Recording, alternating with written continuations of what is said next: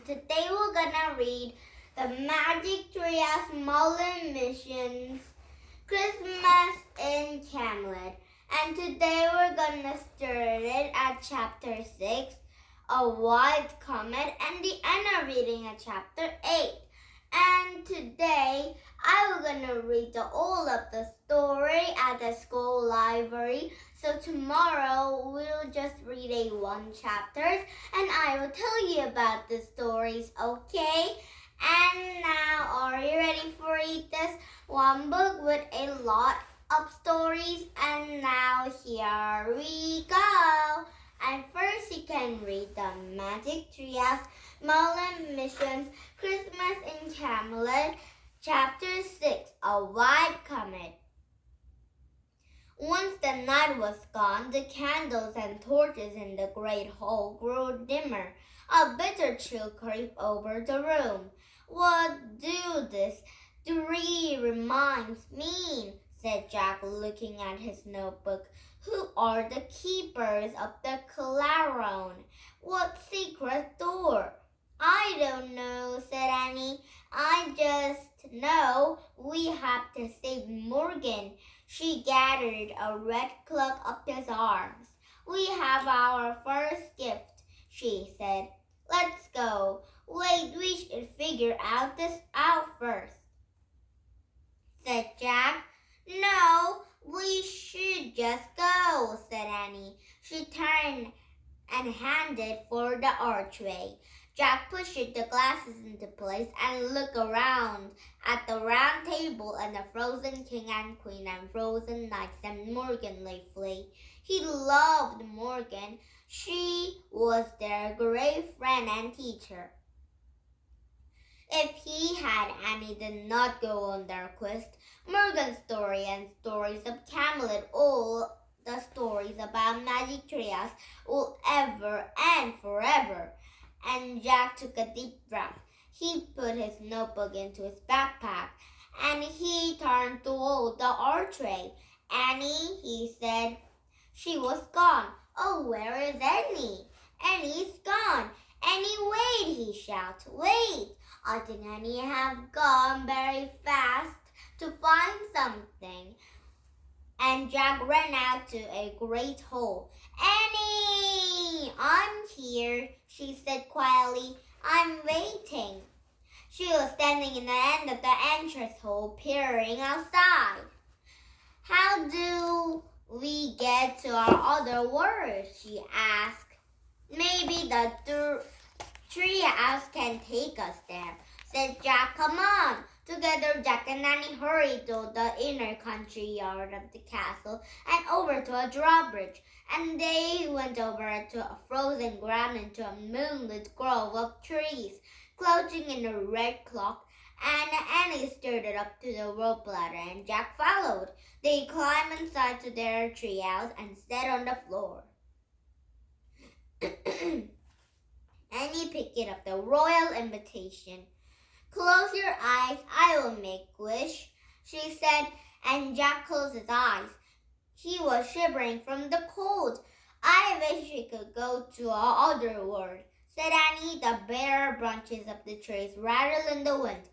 "I think it's working," whispered Annie. The wind stopped blowing. Jack opened his eyes. He and Annie looked out the window. The dark castle loomed against the sky. "They were still in Camelot." It didn't work," said Jack. "It's chattering." "Yes, it did," whispered Annie. "Look down." Standing below the treehouse was the biggest deer Jack had ever seen. The deer was staring up at them in the amber eyes. His huge antlers seemed glow in the cold moonlight. Most amazing of all, deer was completely white and white as have new fallen snow. "A white stag," said Jack. Puffs of frosty air blew from the stacks of nostrils. He stopped toward the treehouse and shook his giant head. "We come to take us on our journey," said Annie. "People didn't ride deer," said Jack, but Annie already started down the rope ladder, and Jack watched her from the window as she walked a stack of it softly and stayed up in it, and Annie climbed on his back. Oh, a very big deer. Jack and Annie hop on to a very big deer so they can go traveling. And come on, she called to Jack. Bring the clock. Okay, said Jack. He gathered up the heavy violet clock and clutching it against the chest, and he climbed down the rope ladder. He hurried over to Annie with a white staff. Put on the clock and climb behind me, said Annie, and Jack put his cloak over his backpack. He pulled it around his shoulders and buttoned at the neck. As the cloak fell down around his body, the stuffed, smooth cloth made him feel warm and safe. Ready? Said Annie. Yeah, said Jack. He climbed on the stacks back behind Annie. The white stack slowly stood up, and Annie leaned forward and putting his arms around his neck. So it leaned forward too, and he held up to Annie. Started to read by the remind. Beyond the iron gate. Jack! Encouraged Benny. Look! Jack looked up. The wind had blown away some of the fog. Beyond the cliff rose other mountain. A huge gate was built into the side.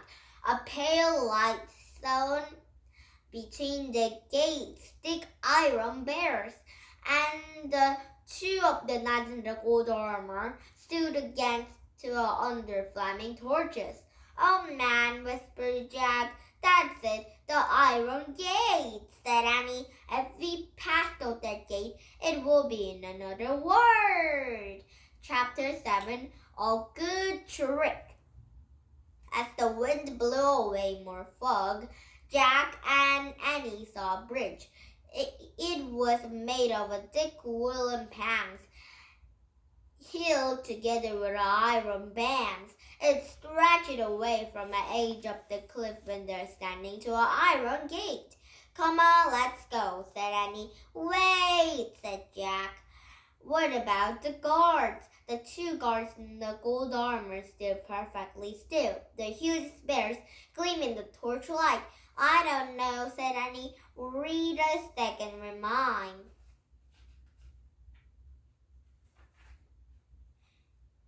And Jack looked at a notebook and read aloud. 4 gifts you will need. The first for me in the compass, and finally a key. The first gift's in the Christmas night's clock, said Annie. Yeah, I guess it's supposed to help us some now, said Jack. He unbored the clock from around his neck, and then he held out to get a good look at it. Maybe he can make it invisible, said Annie. That's not, said Jack. Seriously, she said. And the clock sometimes do that in stories. Well, it didn't make me invisible, did it? Said Jack. Maybe you were wearing it wrong, said Annie. Give it to me. Oh, bother, said Jack, but he handed the clock to Annie and flapped to the wind that she pulled around his shoulders. Can you see me? She said. Yes, Annie, said Jack, rolling his eyes. I can see you. Jack looked back at the gate. Even if he get past the guards, what then? He wondered. The other words sold off in the Camelot past night, and the King Arthur says they were filled with magic and monsters.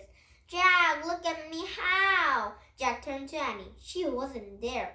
Where are you? He said, staring at the darkness. Cool, it works.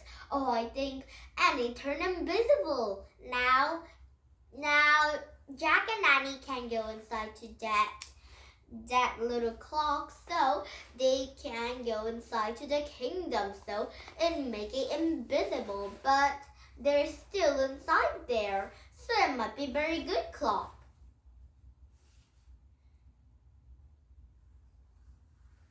Cool, it works. Where are you? Jack said again, turning around. Here, Jack felt a hand touch his face. Oh, he said, jumping back.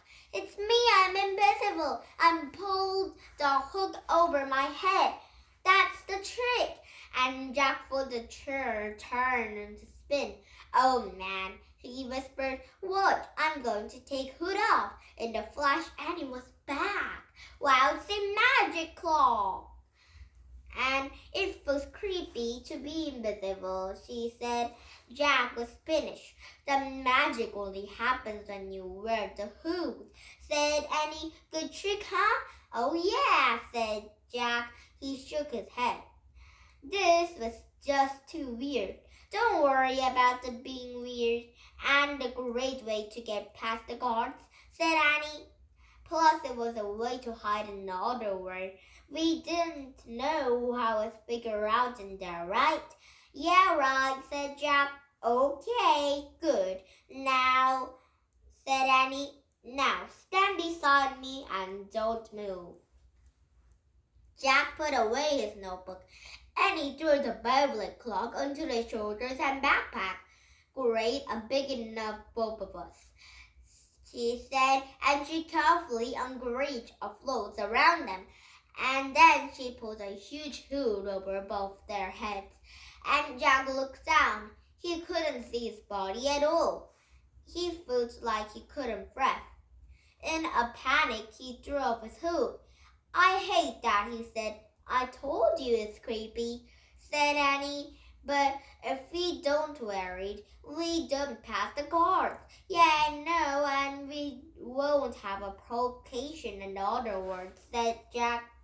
He took a deep breath. Okay, let's do it. Annie pulled his hood up again. I'll hold a hood so that it blows off, she said. You just think about getting across that bridge. Nothing else, but I can't see my feet, said Jack. You don't need to see your feet to walk, said Annie. Come on, do it for Morgan. Right, said Jack. He reached and he stepped to the bridge. Whatever you do, don't look down, said Annie. And Annie steered it over to a bridge.